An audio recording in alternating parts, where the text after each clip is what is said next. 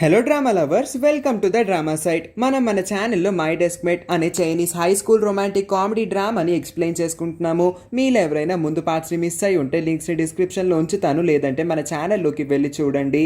Heroine చాలా బాధగా కూర్చొని తన విరిగిపోయిన రాకెట్ని ఫెవిక్విక్ వేసి అంటిద్దాం అనుకుంటుంది. పొరపాటుగా ఫెవిక్విక్ తన ఫింగర్స్కి అంటుకుంటుంది. ఆ 2 ఫింగర్స్ని విడగొట్టేటప్పుడు తన స్కిన్ అనేది ఊడొచ్చేస్తుంది. చాలా అంటే చాలా నొప్పి వస్తుంది. తన రాకెట్ విరిగిపోయిందనే బాధ, తన స్కిన్ ఊడిపోయిందని ఇంకొక బాధ. చాలా బాధపడుతూనే స్కూల్కి వస్తుంది. వచ్చి రాగానే హీరోయిన్ బాధగా ఉందని అబ్జర్వ్ చేసి ఏమైంది, ఇలా ఉన్నావేంటి అని అడిగితే తన బాధ మొత్తం చెప్పుకున్న తర్వాత నేను ఆస్ట్రోనాట్ అవుదాం అనుకున్నాను కన్నా రాకెట్ విరిగిపోయింది. ఇది ఎలా అంటించాలో నాకు తెలియట్లేదు. నా ఫింగర్స్ కూడా పాడైపోయి నా స్కిన్ మొత్తం ఊడిపోయిందని బాధగా చెప్తే నువ్వేం బాధపడుకో, నేను అంటిస్తాను ఆగు అని చెప్పి తన బాధ్యతని తీసుకొని ఆ ఫెవిక్విక్ పట్టుకొని ఆ రాకెట్ని మొత్తం సరి చేస్తూ ఉంటాడు.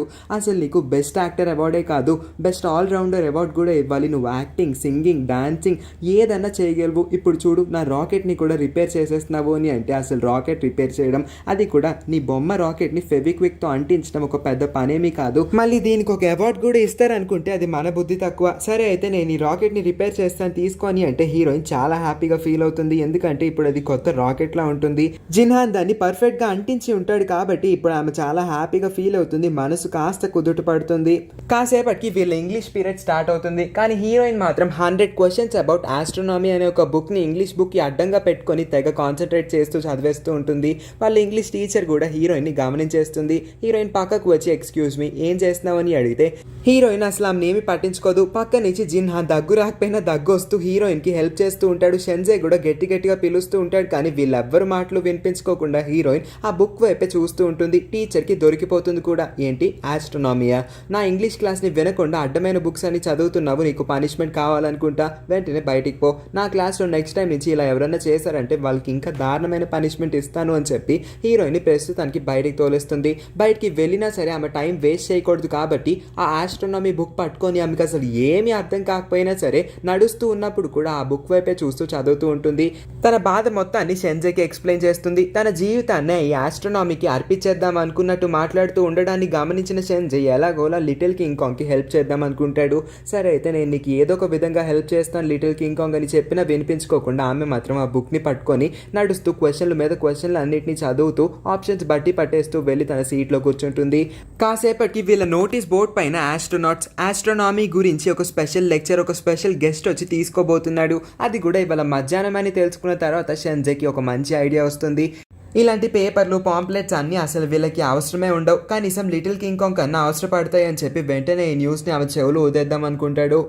ఇంకోవైపు చూస్తే హీరోయిన్కి అసలు ఒక్క క్వశ్చన్ కూడా బ్రెయిన్లో ఫీడ్ అవ్వదు. అసలు ఆమె ఏం చదువుతుందో కూడా ఆమెకి ఏమీ అర్థం కాదన్న విషయం జిన్హాన్కి తెలుస్తుంది. కాబట్టి నీకు అర్థం కాకపోతే చదవడం మానే, నీ బ్రెయిన్ ఇంకా అసలు వాటిని అర్థం చేసుకునే పొజిషన్లో లేదు కాబట్టి నువ్వు ఇప్పుడు చదవకపోయినా నష్టం లేదని అంటాడు. అదే టైంకి షెన్జే ఒక్క లాగుతాడు మళ్ళీ ఎప్పట్లాగే లిటిల్ కింగ్ కాంగ్ని. లాగిన తర్వాత నీకు ఒక గుడ్ న్యూస్, ఇది చెప్పిన తర్వాత నాకేంటి అని అంటే ముందు చెప్పు, అది గుడ్డో బ్యాడో నేను అప్పుడు చెప్తాను అని అంటే వెంటనే ఆ నోటీస్ బోర్డులో ఉన్న పాంప్లెట్ గురించి చెప్పంగానే కింగ్ కాంగ్ ఆనందానికి అదే ఉండదు.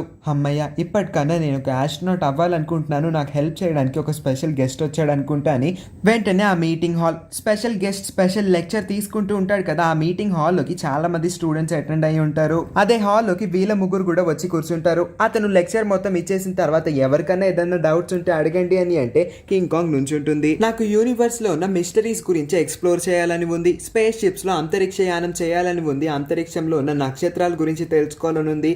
ఓవరాల్ గా నేను ఒక ఆస్ట్రోనాట్ అవుదాం అనుకుంటున్నాను, కానీ ఎలా అవ్వాలి, దానికి మొదటి మెట్టు ఏంటి అని అడిగితే వెరీ గుడ్ క్వశ్చన్, దీనికి సమాధానం నేను చెప్తాను అని చెప్పి ఒక ఎక్స్ప్లెనేషన్ అయితే ఇస్తాడు. దీని తర్వాత వీళ్ళందరికీ ఒక సరదా గేమ్ ని కండక్ట్ చేద్దాం అనుకుంటాడు. ఎందుకంటే ఆస్ట్రోనాట్ అవ్వాలంటే ఈ గేమ్ ఒక మినిమం సర్టిఫికేషన్ అయి ఉంటుంది. దాంతో పాటు ఈ గేమ్ లో వీళ్ళందరిలో ఎవరైతే పాస్ అవుతారో వాళ్ళందరూ ఖచ్చితంగా మీరు ఆస్ట్రోనాట్స్ అవ్వాలనుకుంటున్న మీ డ్రీమ్ లోకి మొదటి మెట్టును వేసేసినట్టు అని చెప్పంగానే హీరోయిన్ ఆ గేమ్ లో పార్టిసిపేట్ చేద్దాం అనుకుంటుంది.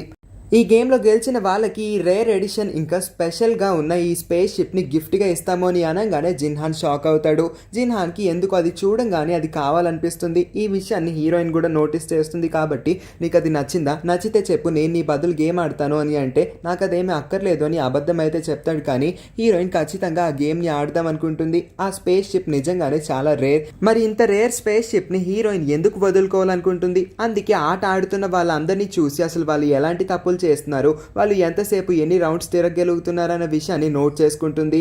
గేమ్ ఆడే వాళ్ళందరూ కూడా కళ్ళు తిరిగి కింద పడిపోతారు, వాళ్ళకి వామిటింగ్ సెన్సేషన్ కూడా వస్తుంది. ఇప్పటికి 30 రౌండ్స్ చేసిన వాడే హైయెస్ట్ స్కోర్ చేసి ఉంటాడు. ఇంతకీ ఈ గేమ్ రూల్స్ మీకు ఇంకా చెప్పలేదు. హీరోయిన్ ఆడినప్పుడు ఆ గేమ్ రూల్స్ చెప్పుకుందాము. కానీ హీరోయిన్ ఇంతవరకు గేమ్ లో పార్టిసిపేట్ అయితే చేయలేదు, తను కాస్త భయపడుతుంది. 30 రౌండ్స్ చేసిన వాడిదే హైయెస్ట్ కాబట్టి వాడికే ఈ స్పెషల్ ఎడిషన్ స్పేస్ షిప్ ని ఇచ్చేద్దాం అనుకుంటున్నాము అని అనౌన్స్ చేయగానే వద్దు ఈ గేమ్ లో నేను పార్టిసిపేట్ చేయడానికి రెడీగా ఉన్నాను అని లెగుస్తుంది లిటిల్ కింగ్ కాంగ్. అలాగా వాళ్ళందరూ ఎవరైతే వామిటింగ్ ఇంకా కళ్ళు తిరిగి కింద పడిపోయి ఉంటారు కదా, వాళ్ళందరినీ చూస్తూనే మెట్లెక్కి వెళ్తుంది. చాలా భయంగానే గేమ్ ని స్టార్ట్ చేస్తుంది. ఈ గేమ్ ఆడడానికి వచ్చిన వాళ్ళు స్టేజ్ మీద ఉన్న సర్కిల్ మీద నుంచుంటారు. ఆ తర్వాత ఒక చెయ్యిని కిందకి పెట్టుకొని ఆ చెయ్యి ద్వారా ఇంకొక చెయ్యిని వాళ్ళ నోస్ ని పట్టుకున్న తర్వాత వాళ్ళు తిరగడం స్టార్ట్ చేస్తారు. అలాగా ఎవరైతే ఎన్ని రౌండ్స్ చేయగలరో, ఎంతమంది ఎన్ని రౌండ్స్ చేసిన దాన్ని బట్టి ఎవరిదైతే హైయెస్ట్ స్కోర్ అయితే వాళ్ళనే విన్నర్ గా అనౌన్స్ చేస్తారు. ఈ గేమ్ చూడడానికి ఇంత ఈజీగా ఉన్న చేయడం మాత్రం చాలా కష్టం. 30 రౌండ్స్ అంటేనే చాలా ఎక్కువ. హీరోయిన్ ఇప్పటికీ ఆల్మోస్ట్ 30 చేసేస్తుంది. ఈమె విన్నర్ అని తెలిసినా సరే ఆగకుండా తను ఆస్ట్రోనాట్ అవ్వాలనుకుంటుందన్న ఒక పట్టుదల వల్ల తను 30 ఏంటి 40 ఏంటి 50ని కూడా దాటేసి 52 53 చేస్తూ ఉంటుంది. తనకి వామిటింగ్ వచ్చేస్తుంది, కళ్ళు తిరిగిపోతుంది, పడిపోతుంది. కరెక్ట్ టైంకి జిన్హాన్ వచ్చి దాన్ని పట్టేసుకుంటాడు. వెనక నుంచి షెన్జై కూడా వచ్చి వీళ్ళిద్దరూ లిటిల్ కింగ్ కాంగ్ ని పడిపోకుండా పట్టేసుకుంటారు. తనకి బాగా కళ్ళు తిరుగుతూ ఉంటుంది కాబట్టి కాస్త రెస్ట్ కావాలని అంటూ ఉంటుంది. కానీ హీరోయిన్ 52 రౌండ్స్ చేసింది కాబట్టి అల్టిమేట్ గా తనే విన్నర్ అని చెప్పి తనకే ఈ space ship special edition space ship దొరుకుతుందని అనౌన్స్ చేస్తాడు. ఆమెకి ఒకవైపుగా వామిటింగ్ వస్తూ ఉంటే ఇంకొక వైపు ఏమో ఏదో ఐస్ క్రీమ్ తినాలన్నట్టుగా ఫీలింగ్ వస్తూ ఉందని చెప్తూ ఉండడంతో సరే అయితే ఆగు, నేను నీకోసం ఐస్ క్రీమ్ తీసుకొస్తానని షెన్జై అక్కడి నుంచి వెళ్తాడు. చాలా సేపటి తర్వాత హీరోయిన్ నార్మల్ అయిపోతుంది. తనకి వచ్చిన ఆ గిఫ్ట్ ని పట్టుకొని నడుస్తూ ఉంటుంది. సడన్ గా ఆ గిఫ్ట్ ని జిన్హాన్ కి ఇచ్చేస్తుంది. ఇదిగో ఇది నీకోసమే అని అనగానే అదేంటి, నువ్వు చాలా కష్టపడి ఆస్ట్రోనాట్ అవుదాం అనుకుంటున్నావు కదా, మరి ఇలాంటి ఒక స్పెషల్ అండ్ రేర్ గిఫ్ట్ నీకు వచ్చిందంటే నాకెందుకు ఇస్తున్నావు అని అంటే, నేను అసలు ఆస్ట్రోనాట్ అవుదామని అనుకోలేదు, అది ఎప్పుడో చిన్నప్పుడు సరదాగా నా డైరీలో రాసుకొని ఉంటాను, కానీ నాకు దాని మీద ఎటువంటి ఇంట్రెస్ట్ లేదు. కనీసం నీకు ఇదన్నా ఉపయోగపడుతుందేమో, నువ్వు దీన్ని చూడంగానే ఎంతో ఇంట్రెస్టింగ్ గా చూసావు, అందుకే నాకు ఇది నీకు ఇవ్వాలనిపించింది, నా తరపున ఇది నీకు గిఫ్ట్ లాగా స్వీకరించు అని అనగానే జిన్హాన్ దాన్ని చాలా హ్యాపీగా తీసుకుంటాడు. ఇప్పుడు జిన్హాన్ కి హీరోయిన్ యొక్క అసలైన బిహేవియర్, తను ఎంత మంచి అమ్మాయి అన్న విషయాలు తెలుస్తాయి. తను నిజంగా చాలా మంచి అమ్మాయిని తెలుసుకున్న తర్వాత ఇలాంటి వాళ్ళతో ఫ్రెండ్షిప్ చేయడం చాలా మంచిది అని అర్థం చేసుకొని మెల్లమెల్లగా ఈమెకి క్లోజ్ గా మూవ్ అవుదాం అనుకుంటాడు. కంప్లీట్ గా హీరోయిన్ బిహేవియర్ కి ఇంప్రెస్ అయిపోతాడు కూడా. ఆ తర్వాత హీరోయిన్ దేవుడికి ప్రార్థిస్తూ, అసలు దేవుడా, నేను అడగకుండానే నాకు జిన్హాన్ని డెస్క్ మేట్గా ఇచ్చావు, నా నెయిబర్గా కూడా నాకు ప్రమోట్ చేసావు, ఇంత మంచి పనులన్నీ చేస్తున్నప్పుడు ఇతన్ని నా కాలేజ్ మేట్గా కూడా చేయి, మేమిద్దరం ఒకే కాలేజ్లో చదవాలనుకుంటున్నాము అని అంటే జిన్హాన్కి కూడా ఇదే మంచి ఆలోచనలా అనిపిస్తుంది.